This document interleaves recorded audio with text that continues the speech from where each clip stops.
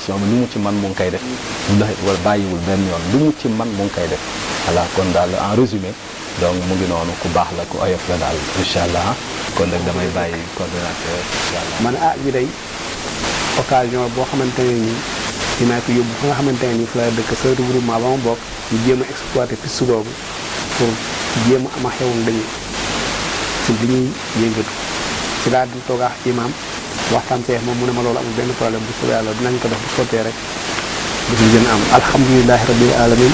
nañu ko bëggee woon tamit yàlla defe na ko ñu ciy sant bu baax a baax a baax sant imam Cheikh si loolu regroupement bi dama leen di présenter d'abord membre yi nga xamante ni ñoo fi ne man maa ngi tudd Djibi Cissé doon coordonnateur Amar Ndiaye mooy suñu secrétaire Alaaji Ndiaga Ndoye moom moo yor affaire extérieure Faya Seck moom membre la Ablaye Ndoye il est trésorier Imam Bayda mooy secrétaire adjoint Bay Biram Ñing mooy membre la Alassane Ndir membre la kële nag moom laa waroon a jëkk ni moom lay mujjee mooy suñu doyen Way Seck mu nekk koo xamante ne ni damay taxaw tuuti si moom fépp fu ñu am audience mu nekk kilifa boo xamante ne dañu war a recevoir si dëkk bi rek yàlla dafay dogal fu ñu ko owee lépp lu mu jàppoon da koy bàyyi ñëw gunge ñu ndax la ñu nekkoon duñ koy ñëw si wàllu sport moom dafa fekk ñun ñu doon ko seetaan dañu nekkee xale yàlla def sax xaruñoo boo ko xam terrain tuuti ba tey ñu taxawal lii fépp fu ñu oote day ñëw mu nekk koo xamante ne ni dañ koy ñaanal yàlla si biir noonu ma dugg si programme bi rek wax la léegi mbir mi ni mu juddoo avant secrétaire bi ñëw si li nga xamante ne nii loolu la ñu bëgg dañu nekk Yoff di yëngu nekk ñoo xamante ne nii dañ doon yëngu si football yàlla dogal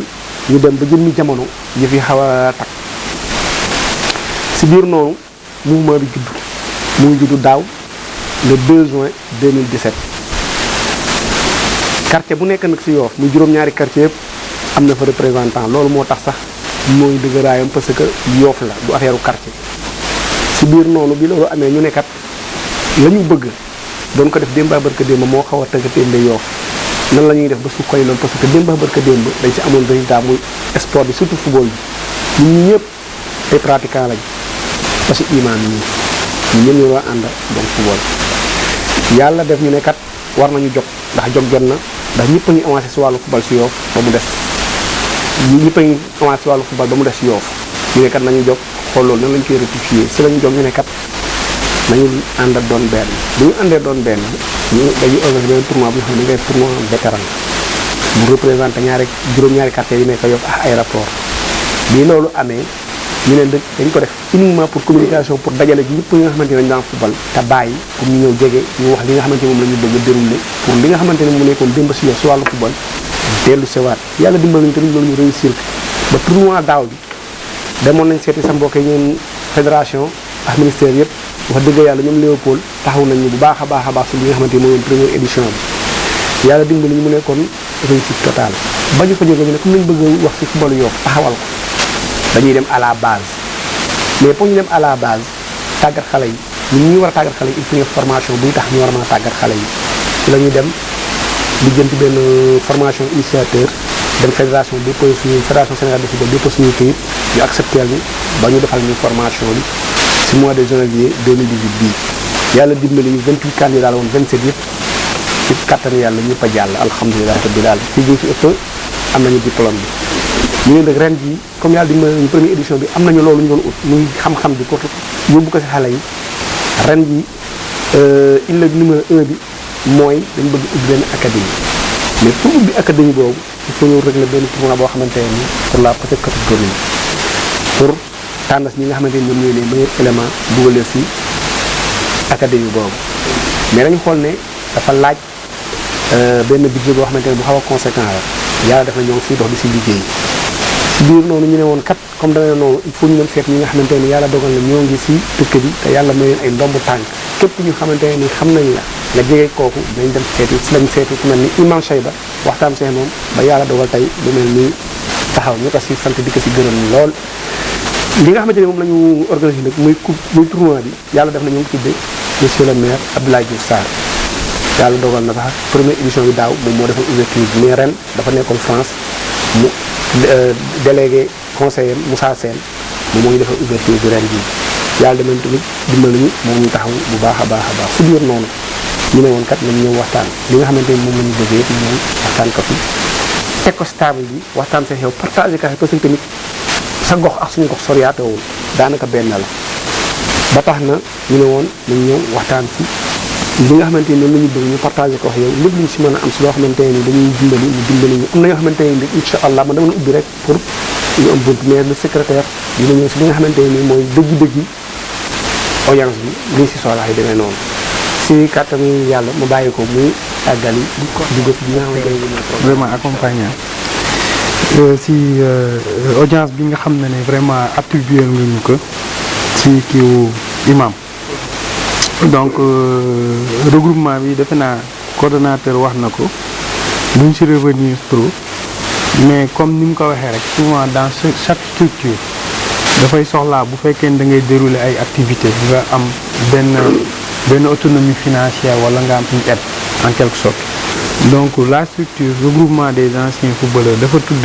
dafa dajale rek anciens footballeurs yi en tant que tel par rapport ak ñoom seen benn mbir bu ñu bokk mooy football bi mais le regroupement li ñuy liggéey c'est au-delà de faire développer seulement le football c'est-à-dire dañ bëgg sax ñun ñu participer par rapport à l'émergence de notre cité de notre cité dafay bokk bu ñu suñu cité émergé au Grand émergé Ngor émergé ça donne l'émergence du Sénégal donc defe naa président bu fi nekkee ak li muy liggéey yëpp yéen loolu noonu leen sas donc en tant que ndaw ñun dañ considérer nag moom mooy du ndaw Grand Yoff mais ndaw réew mi yëpp la moom moo tax vraiment bi ñu ko ñun duñ ut frontière par rapport ak ñi nga xam ne war nañu mën a jàppale par rapport ak liggéey mais sa domaine de compétence peut-être la ñuy jëkkee par rapport ak Yoff li ñu soxlaa donc on est en matière informatique agence pour de l'État pour l'informatique agence de l'informatique de l'État donc dafa am benn mbir boo xamante ne ñun ñëpp remarqué nañ que moom mooy les cyber ak yooyu la plupart dafay commencer sax à disparaître donc li ko waral moom mooy l'outil informatique dafa xaw a yomb léegi ci kay mais ëllëg kon ñu apprendre dañuy désapprendre parce que leneen lañ ciy def donc on a voulu par rapport ak ñun ni ñuy liggéey ñu participer à ce développement là que ñu jéem a xool nan lañ ñuy aider qu'on puisse créer un centre informatique en tant que tel avec vraiment du matériel informatique nga xam ne dinañ ci mën a defaale des formations initiateurs informatiques parce que dañuy remarquer ne élèves yi dañuy dem ba à un certain niveau duñu ko kii mais ñu buñ ko amee loolu noonu ñu jéem leen ko yombalal la formation avec des formateurs bu ko defee nag ñoom ñu mën a vraiment tel que jàng ñu tel que pratiquer beneen chose bi moom mooy du nekk pour xale yi rek mais dina nekk aussi pour toute autre personne boo xamante ne peut-être le train xawoon na ko rëcc par rapport ak accessibilité informatique pour moom aussi ñu mën ci initier wu donc loolu lañ xalaatoon par rapport ak ADR pour mu jàppale ñu si beneen bi mooy bu ñu demee ba nga xam ne ne dinañ gis ne dina am ay étudiants élèves yoo xamante ne ñoom ils ont fait des formations de bonnes formations ñu bokk ñu suñu dëkk donc bu ñu si bokkee on peut ñoom ñu contracter leen ñu puisse faire des formations par rapport ak les métiers nouveaux de l'informatique bu ko defee au moins dina am certaines personnes yoo xamante ne même si c'est pas encore acquis à 100% dinañ am les prémices yoo xamante ne dinañ mën a embrasser métier boobu bu ñu waxee si loolu dinañ wax ne dessiner ay AutoCAD ay jàng ay logiciel SARI ay yooyu yëpp ñu jéem a xool yan module lañ koy mën a defee de concert ak ñi nga xam ne ñooy def formation yi pour le centre là man di ko réceptionner di ko mën a def donc dina mën a créer en même temps de l'emploi dimbaliwaale ñi nga xam ne ñoom la si dëkk bi beneen bi moom mooy la plupart ñi nga xam ne ñoom ñoo fi ne souvent les jours ñun ñëpp presque dañuy am permis nekk ay chauffeur wala ay ñoom seen on voudrait aussi par rapport ak li nga xam ne moom lañ am ñoom seen domaine de compétence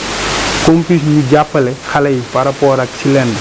dañu xam ne waajur yi ñoom chaque fois si année scolaire dañuy sonn par rapport ak même sax le transport de l'élève donc bu ñu xoolee ku nekk yaa ngi utiliser sa moyen de transport boo xam ne dañ si ut xaalis rek nga si ut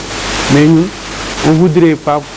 développer benn secteur de transport boo xamante ne avec les Mazda 12 places yooyu noonu bu ñu si amee 2 à 3 qu'on puisse faire les navettes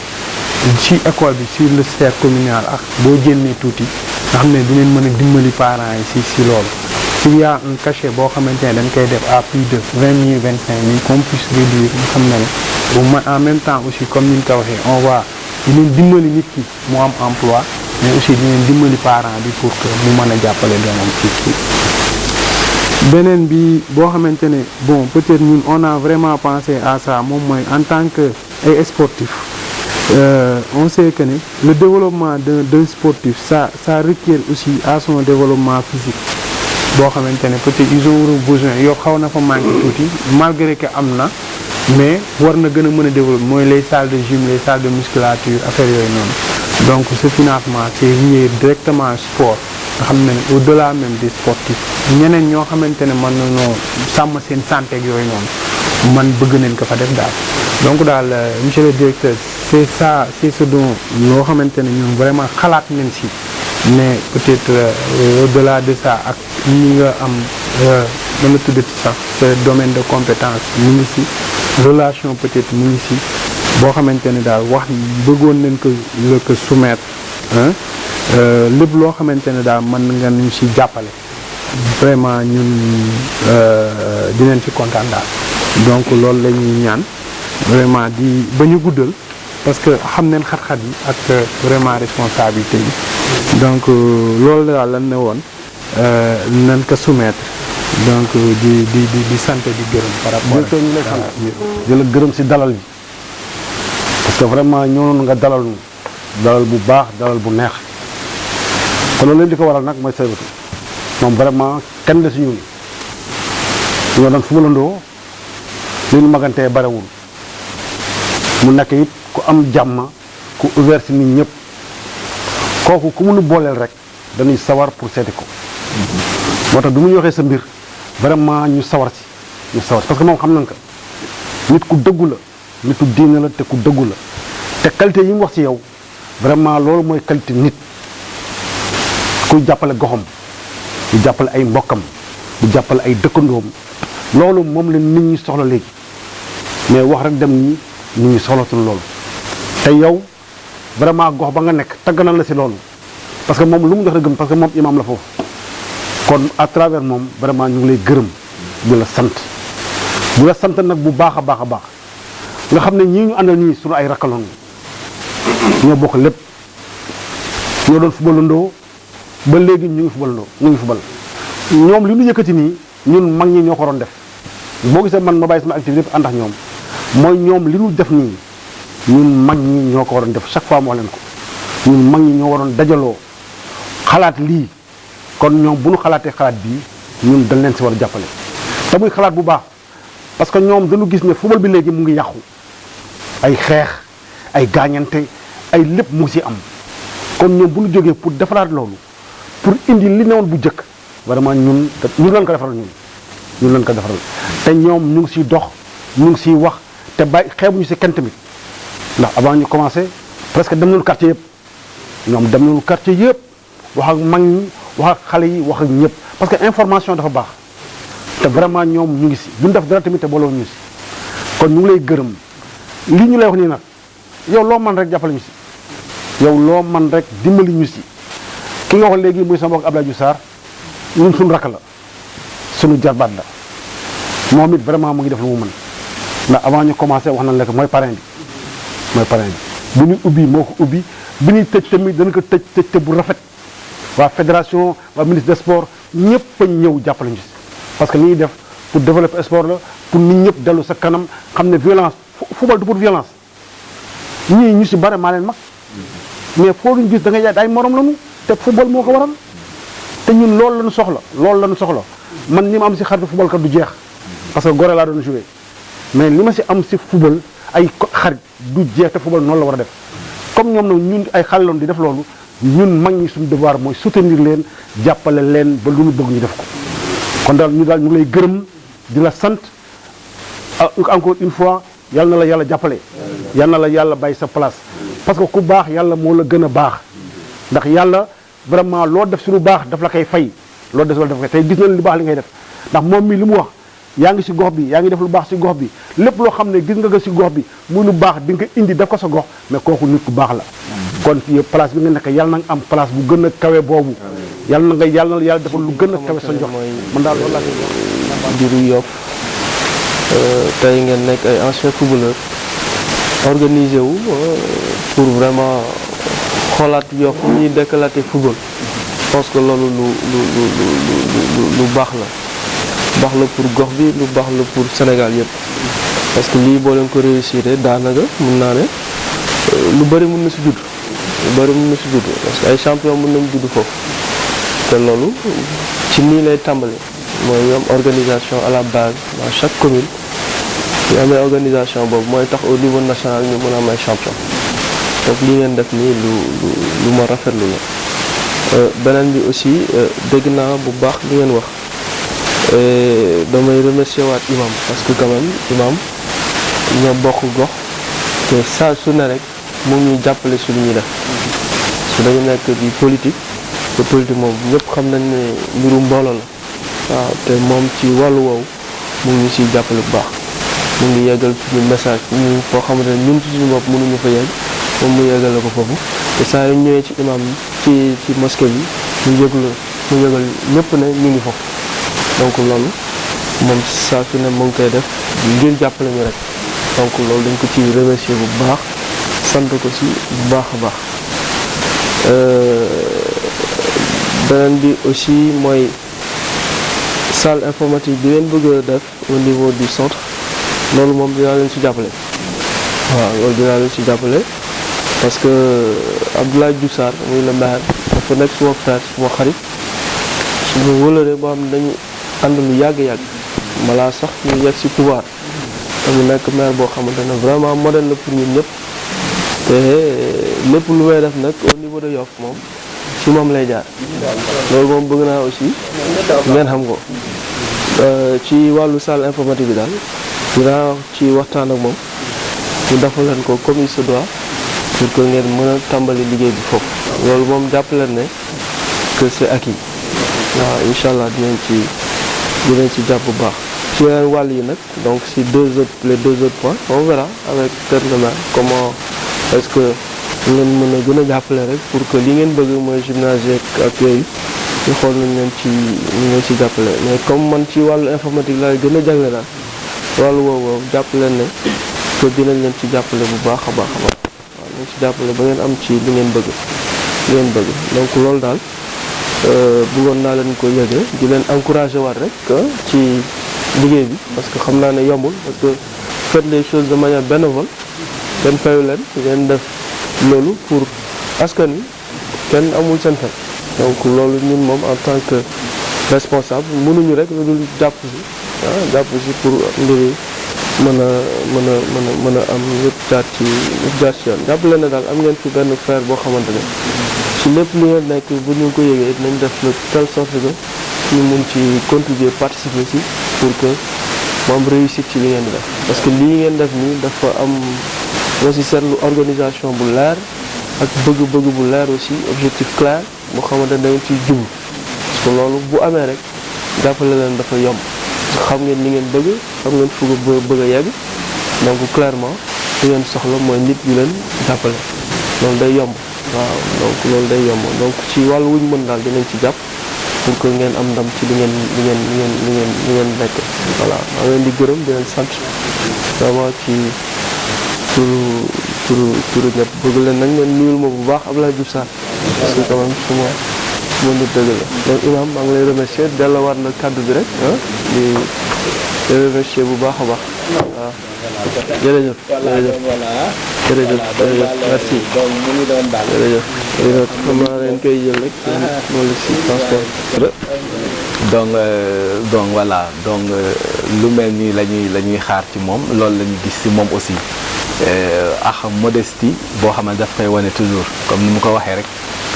saa su ñëwee di ñu nemmeeku soo ko bëggee fësal sax ne ñëw na fi tey sax mu ne la déedéet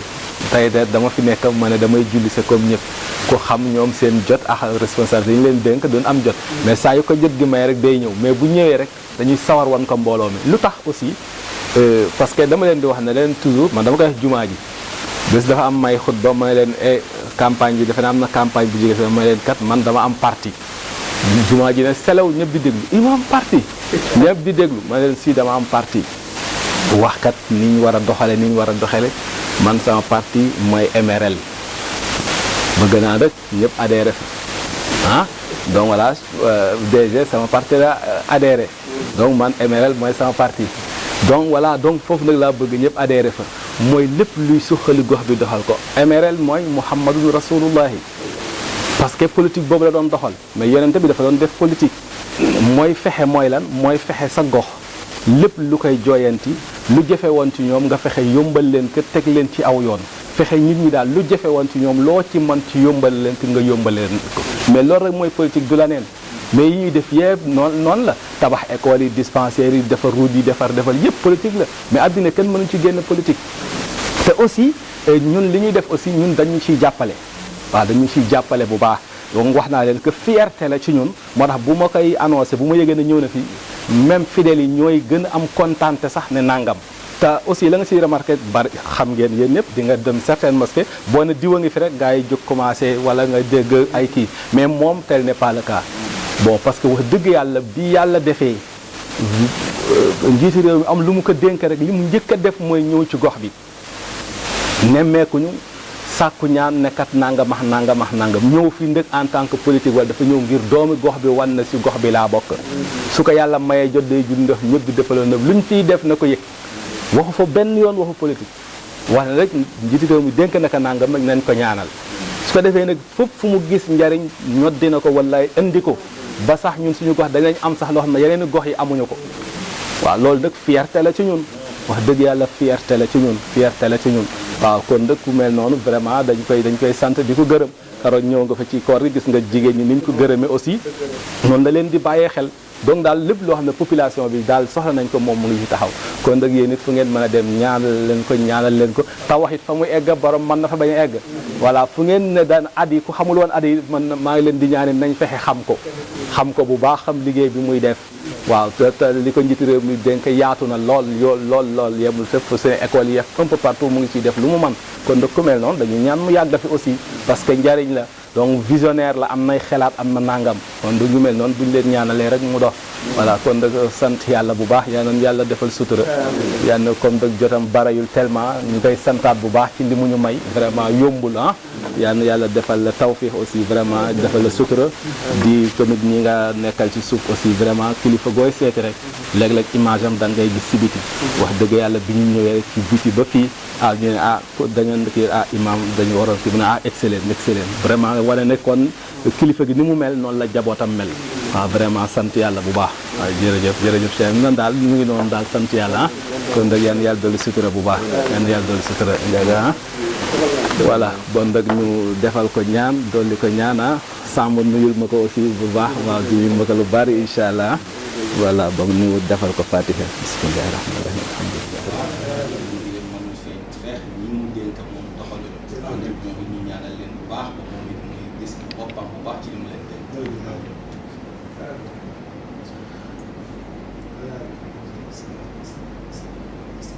Iya.